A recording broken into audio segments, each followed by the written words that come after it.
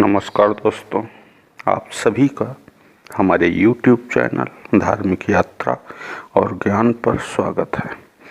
अच्छे लोगों के साथ ही बुरा क्यों होता है? यह बिल्कुल ही गलत धारणा है।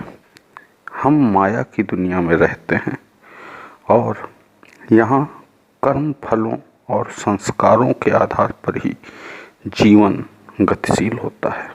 इसलिए सुख दुख और अच्छा बुरा सबके साथ होता है। इसलिए यदि आपके जीवन में दुख है, कुछ बुरा हुआ है, तो यह समझने की भूल मत कीजिए कि हम अच्छे हैं इसलिए दुखी हैं।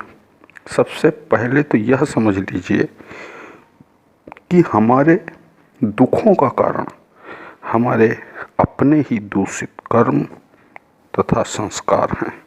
दूसरी बात यह है कि जिस अज्ञानता के कारण हम दूषित कर्म करते हैं, उसी के कारण ही हमारा अहम यह भ्रम रचता है कि हमारे साथ बुरा इसलिए हो रहा है क्योंकि हम अच्छे हैं। यह भी अहम की चाल है, उसका छल है, ताकि हम कभी उससे छुटकारा पाने की कोशिश ही न करें। अहम की इसी चाल के कारण हम या तो अपनी गलतियों को देख ही नहीं पाते या जाने अनजाने अपने से भी छिपा लेते हैं। इतना ही नहीं, इसका एक दूसरा पहलू यह है कि हम दूसरे की गलतियों को बड़ी बारीकी से देख लेते हैं। यहाँ तक कि जब कुछ अच्छा भी हो रहा हो तो वहाँ भी कुछ न कुछ बुरा देख ही लेते हैं। नहीं देख पाते तो मनगढ़ंत बना लेते हैं।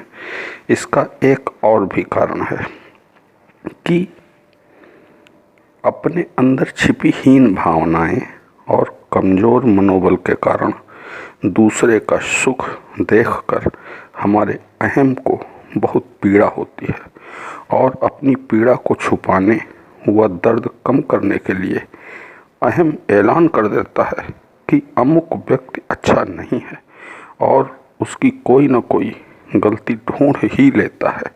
इतना याद रखिए कि अपनी अज्ञानता के प्रति जागरूक होकर ही हम अपने दुखों से छुटकारा पा सकते हैं।